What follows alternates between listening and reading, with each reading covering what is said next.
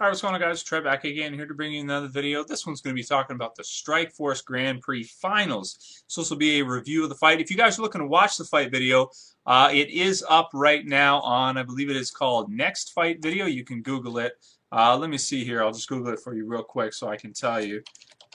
Next Fight Video, I believe, Josh Barnett versus Daniel Cormier. Yeah, just Google that, and it is near the bottom of page 1 on the search. If you look for Next Fight Video, Josh Barnett versus Daniel Cormier. So it is there near the bottom of the page. The quality on it is decent. It's not great, but it is decent, so you can go see it if you're looking to watch it. This will be a review of it.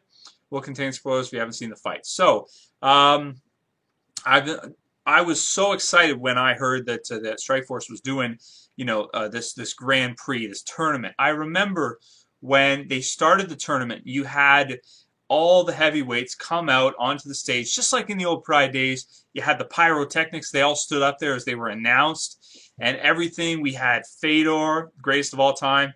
We had Alistair Overeem, Bigfoot Silva, Brett Rogers. Who else was there? Josh Barnett, Sergey Kharitonov, and Andrei the Pitbull Arlovsky. So what an amazing idea. Put these guys in a tournament, have them fight off, and see who reigns supreme, and that guy will pretty much be the best heavyweight in the world, or one of them. You could take that guy and have him fight the UFC champion to, sort of unify and see who the true best is. Unfortunately, it turned out like crap. The whole thing just turned out so bad for Strikeforce. Not publicly, but a lot of people suspect that privately, behind the scenes, the heavyweight tournament and the events that happened during it may have been what put Strikeforce essentially out of business, causing them to sell to the UFC. They signed Fedor, they signed all those heavyweights, they were paying them a good amount, and then Fedor lost in the first round of the tournament. I think they really needed Fedor to win that tournament to really get back on top, to the point where the owners would have stayed in business with Strikeforce and not sold it to Zuffa in the UFC. That being said, I mean, if you look at the way the tournament went down, Fedor losing, Alistair Overeem getting hurt, the UFC basically, as soon as they bought out Strikeforce, they're like, we don't care about this. We don't give a shit about this. Alistair Overeem in the tournament, get him out of there. Bring him to the UFC. And it just all worked out for the UFC. They didn't. It seems like to me they didn't care about the tournament. They just forget it, and everything just went their way. They just got lucky.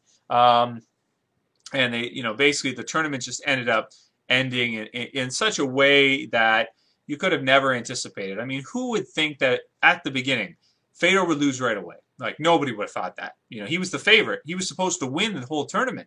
He was like an 8-1 favorite or something crazy like that to win it. We wanted to see Fedor against Alistair. They were going to make it happen. Didn't happen. So as you can see, this tournament that started out as such a great idea ended up being a disaster as it went through. That being said, though, the finals was a great fight. And all those things that happened, Josh Barnett was doing his damn thing regardless. I mean, he beat Kharitonov, he beat Arlovsky, or was it? No, sorry. He beat Kharitonov and he beat Brett Rogers in dominant fashion, very dominant fashion, both of them.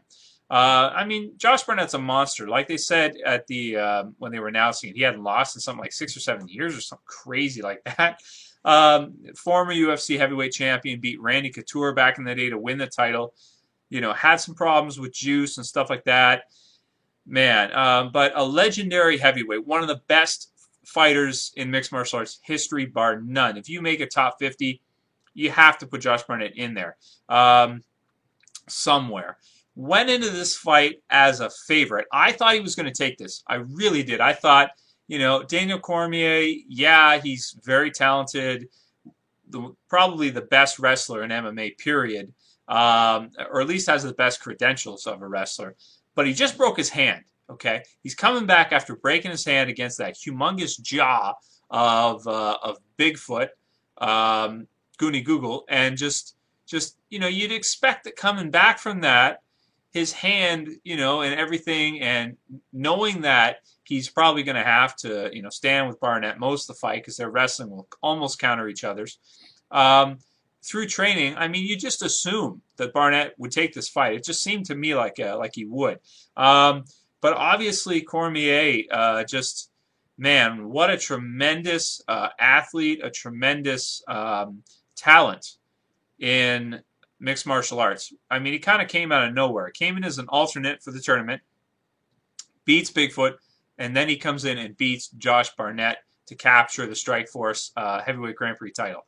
I wish the Grand Prix would have gone better and Alistair would have stayed in there and he would have fought Alistair instead. If he'd have won it after beating Alistair and Josh Barnett, that would have been some crazy, crazy stuff. But either way, Cormier solidifies his spot as probably the top heavyweight in Strikeforce and one of the top heavyweights in mixed martial arts, period.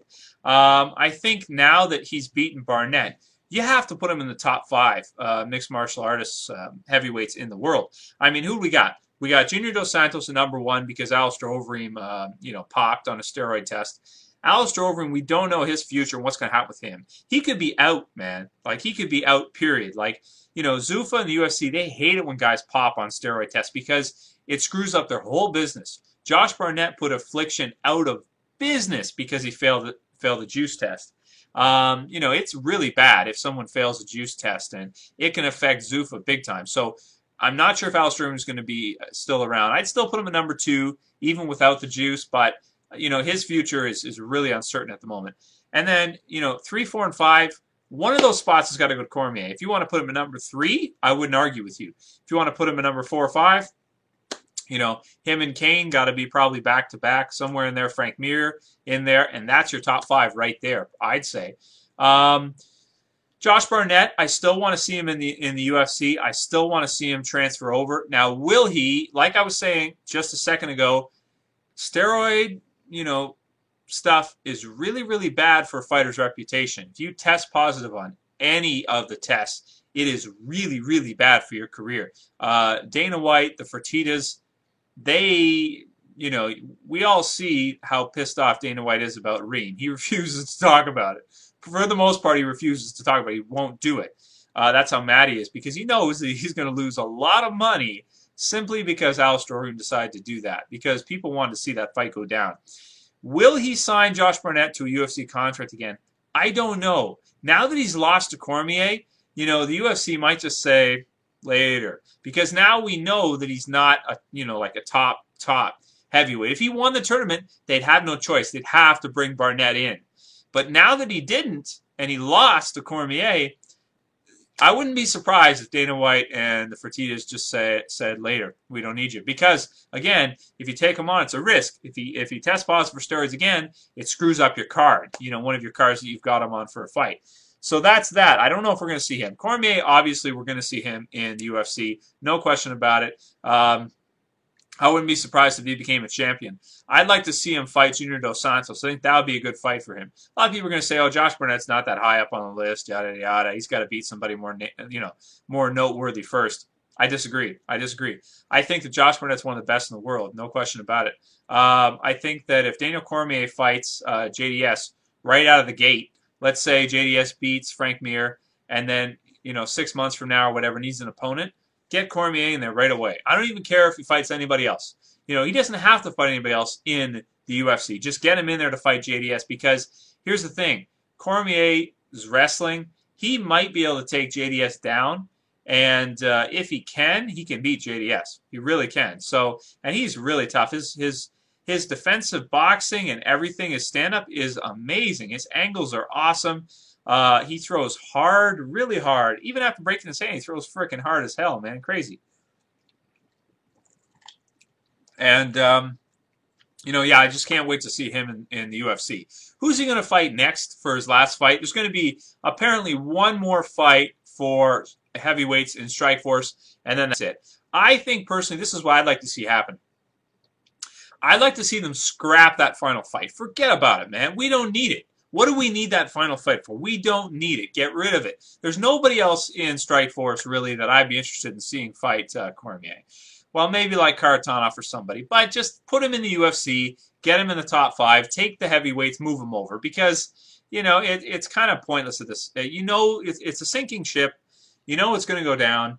Forget about the heavyweight division of Strikeforce. Move it over to the UFC. Get Cormier in there as soon as possible. I want to see it happen. Okay. That being said, I've talked about all this. I haven't even broken down the fight. So it was an amazing fight. Absolutely amazing fight. Josh Barnett put on a heck of a performance himself.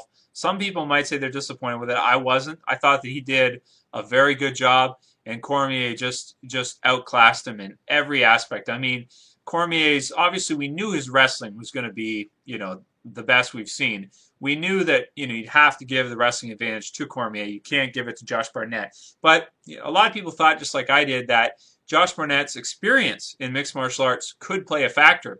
And it didn't at all. Not at all. And I think the reason for that is because Cormier's camp is so good. AKA, even though a lot of the guys don't have that many fights, their experience from training and, training in that type of a camp changed everything. Changed the whole dynamic of mixed martial arts, where the experience that someone's had in terms of the number of fights really, I mean, the amount they're training and the amount of experience they get from their training camps, because the training camps are so good now versus the days when Josh Barnett started in mixed martial arts, that it really doesn't matter too much anymore. You might even be better off each time betting on the young gun, because you know that he's probably in better shape because he's younger than the older guy. Now, it doesn't always hold true, but you know what I'm saying, right? Yeah, so obviously Josh Barnett was not able to take Cormier down. Ended up getting taken down. There was a couple really good slams. Cormier got one where he transitions really well too. Like every fighter has a unique fighting style, but I like Cormier's style in that his transitions are really good. He'll throw a punch, be it a right straight, a left straight, something. Doesn't matter. And then he'll just instinctively, if the fighter's at the right range, he'll just kind of pop it back and grab a leg. So instead of committing to the punch all the way through, he'll just kind of show it like a feint, and then he'll just grab a leg. And the one leg he got, I think it was his Barnett's right leg. He picked the leg, and then he lifted him, and then he switched midair and dropped him back. Like he dropped him back like that. That was a beautiful slam, man. Just a really unique switch that you're just not used to seeing. I mean, the level of wrestling that Cormier has is crazy. We knew it was going to be. But I think what really impressed most people would probably be a stand-up. He rocked Barnett with a couple roundhouse kick to the head, kicking with both feet off his lead leg too, throwing bombs, just absolute bombs, throwing heavy, man. Then when he took Barnett down, cutting him open real bad, like all over, tons of blood everywhere, just shredding him up, man. Awesome stuff, man. I mean, I'm really excited to see what Cormier has next. From Josh Barnett's point of view, he did pretty good. He's a bigger guy, so he's kind of, well, he's obviously more lanky, had the reach advantage, didn't really use his reach advantage very well, didn't throw combinations as well as he usually does. He threw some good knees, though, and landed some good knees. A lot of times Cormier would kind of lean in or come down, and Josh Barnett would lead with kind of like not really a jumping, but sort of like just a raised knee, I would call it, because it's not really a jump, you know what I mean, and really powering into it like John Jones would do at his sparring session stuff. You'll see him open workouts. He does a lot of those. It was more of just like raised knee a lot of times. He would land that quite a bit. But really the difference was, I mean, Josh Barnett could have won more rounds. The difference was the wrestling. Was as soon as they tied up or whatever, Cormier's transitions to the takedown, boom, down. And then even if Josh Barnett was winning a round, like in the second round, he was winning that round, in my opinion. And then he got taken down. And he stayed down. And, that's when he got all bloodied up. And, even when he was winning, the tide would shift. He'd just get taken down, and that'd be it. So, Daniel Cormier, oh man, what a monster! Can't wait to see him fight some of the other heavyweights. And he's a small heavyweight too. He's stocky, he's small. He's very fast. He doesn't look that like again, people like I think especially here in North America, we look at people and we judge so much by physical appearance. Like, for example, Fedor is a great example of this. And a lot of times it's not very reflective because if people carry fat around with them, a lot of times you can't tell how strong they are. They might not look that strong. Like Cormier doesn't really physically look like the type of specimen that Josh Barnett is. But then you get to see them wrestle, and a lot of it's technique too. But at the same time, I mean, Cormier is strong as shit. You know, I mean, a lot of it's leverage and other things like that too with wrestling technique. But still, I mean, picking them up like that and shit like that, you know, stocky as hell and amazing stuff. Anyway, let me know what you guys thought about the fight, about the future of both guys. You know, do you think we'll see them both in the UFC, or do you think Josh Barnett's pretty much career is almost over, basically? I'd like to see Josh Barnett fight Fedor. I know Fedor said he's going to retire, but I still want to see that fight happen. I mean, even though Josh Barnett lost his fight, I don't care. If he can't get in the UFC, you know, I still want to see him fight Fedor, even though it didn't work out last time. I would love to see it. Probably won't happen, but I think it'd be kind of cool. Otherwise, I want to see them both in the UFC. I think they'll both do really well. I think they're both probably top 10 heavyweights, maybe top 7, 6, something like that. And that's it for this video review, guys. It was an awesome fight. One of the best fights of the year, probably. Very competitive, very well fought by both fighters. Absolutely commands respect by both guys. Josh never quit at any point in time during the fight. Kept going, even till the final bell, was chasing him down, trying to do something. Amazing fight. Later, guys. Peace.